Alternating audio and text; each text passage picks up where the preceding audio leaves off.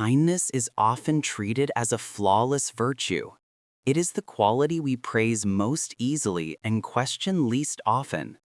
When someone is gentle, patient, considerate, generous, we feel safer around them. We relax in their presence. We trust them instinctively. Their softness feels like a refuge in a world that is often sharp and chaotic. And yet, beneath the surface of certain kinds of kindness, there exists a quiet, complicated truth that is rarely spoken about. Not all kindness is created equally. Some kindness grows from strength, from a grounded confidence in one's own worth. But other forms of kindness grow out of fear. Fear of rejection, fear of conflict, fear of being disliked, fear of taking up space.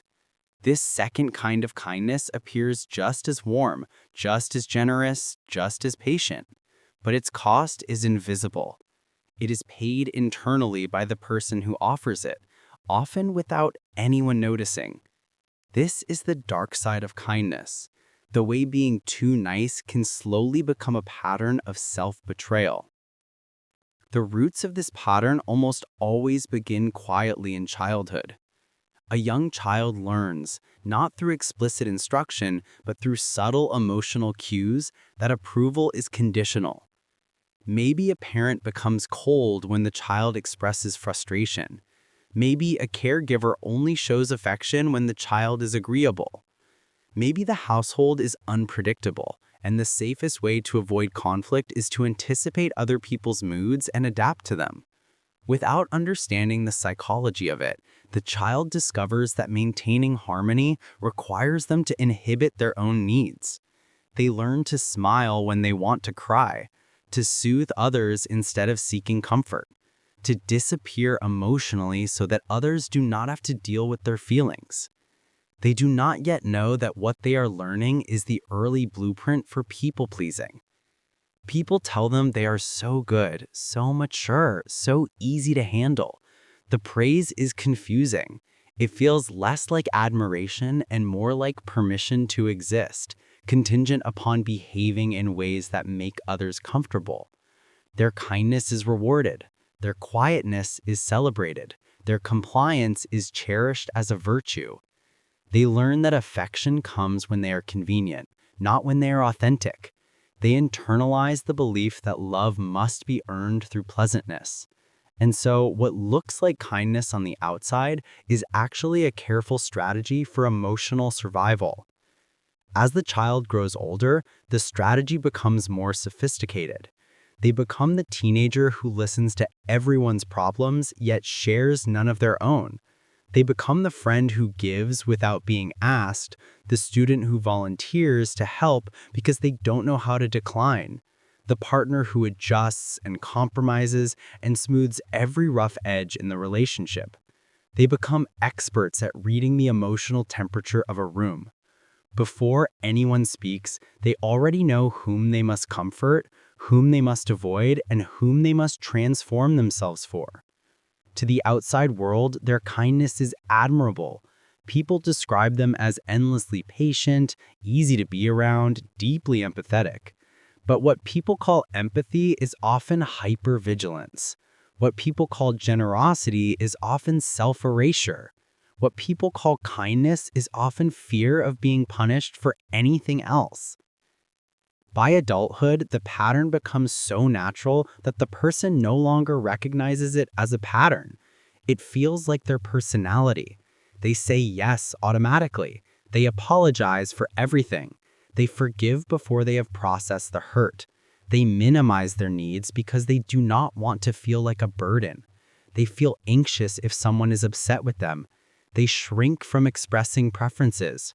They feel responsible for the emotions of others. They confuse love with self-sacrifice, affection with self-silencing, connection with compliance.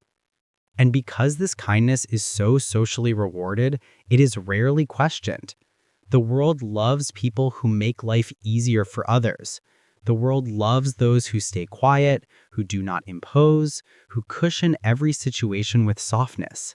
But the world rarely asks what this costs the person who does the cushioning. The cost is subtle, but profound. It starts as a sense of exhaustion that accumulates silently. The nice person becomes drained, not from doing too much, but from performing a version of themselves that is always edited. They are constantly monitoring their tone, their words, their expressions. They ruminate endlessly after conversations, replaying moments where they might have offended someone. They do emotional labor invisibly, carrying the burden of maintaining harmony for everyone around them.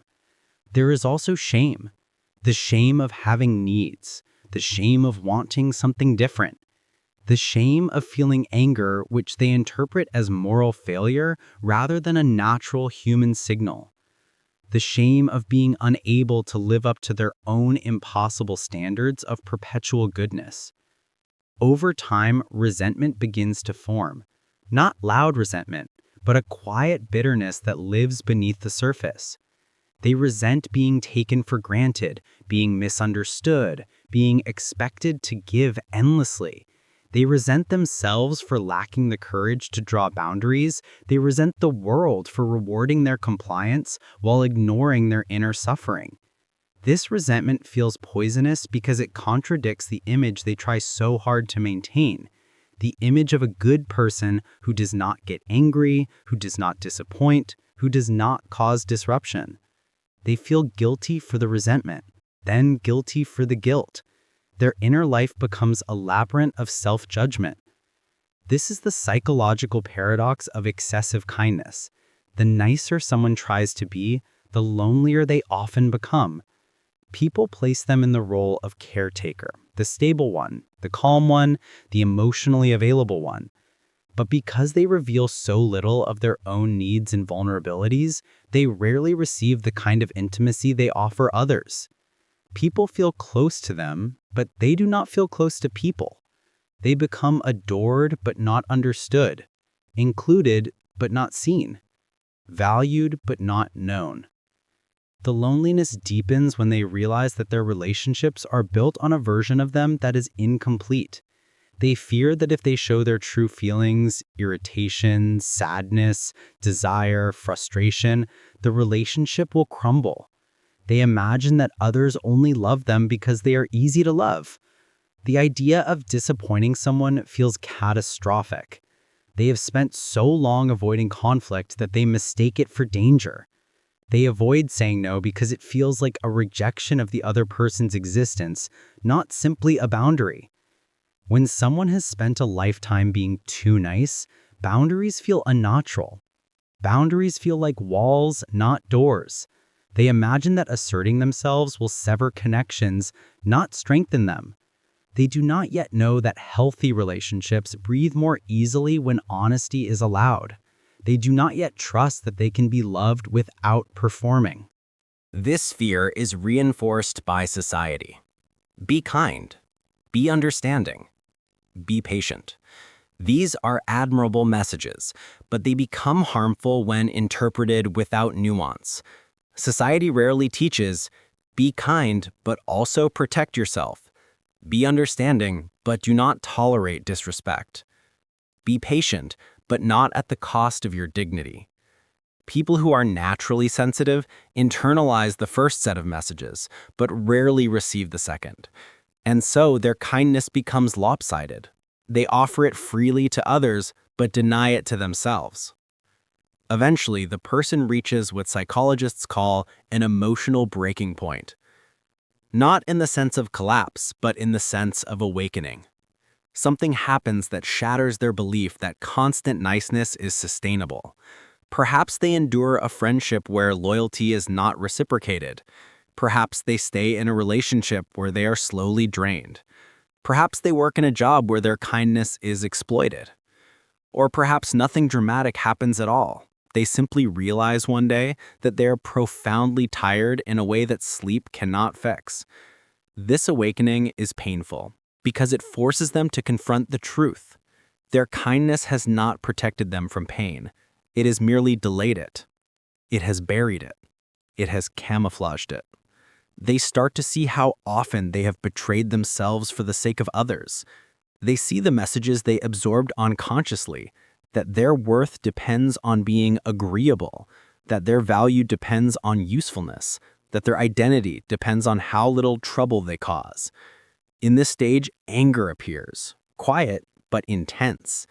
Anger at the world, anger at others, anger at themselves.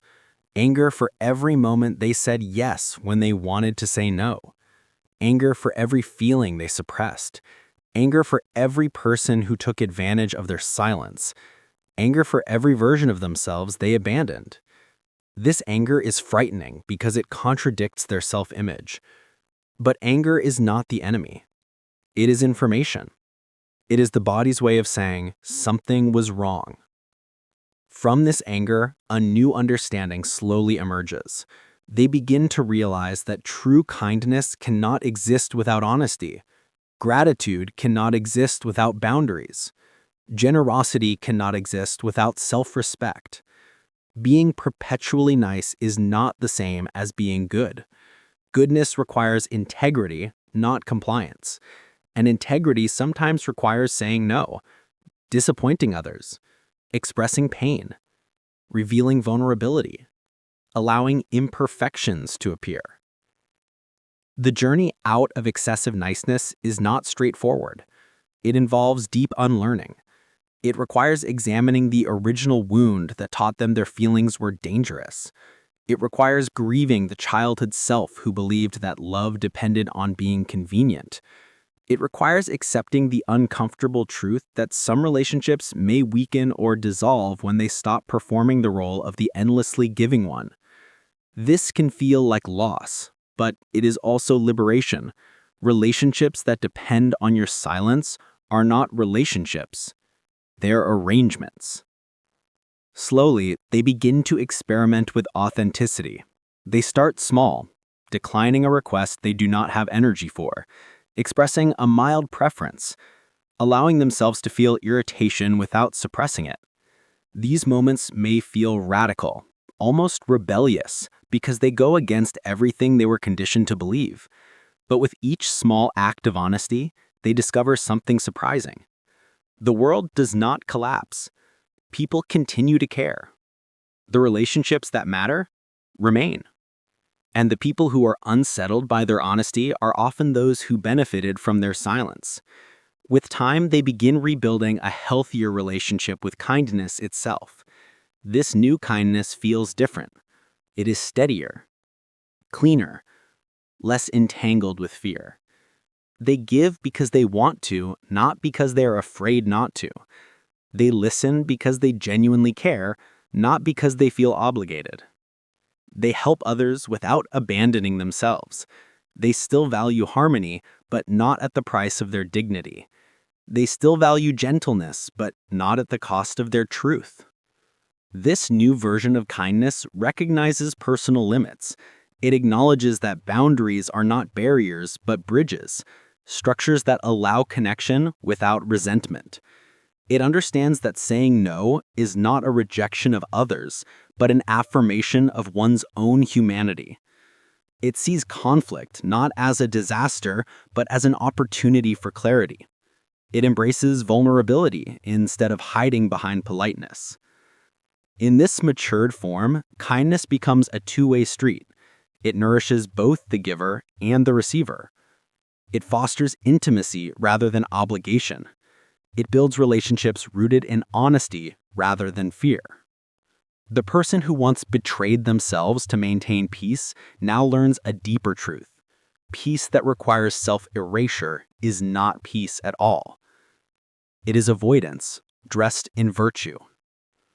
There is a profound shift when someone who has been too nice finally understands the difference between selflessness and self-abandonment.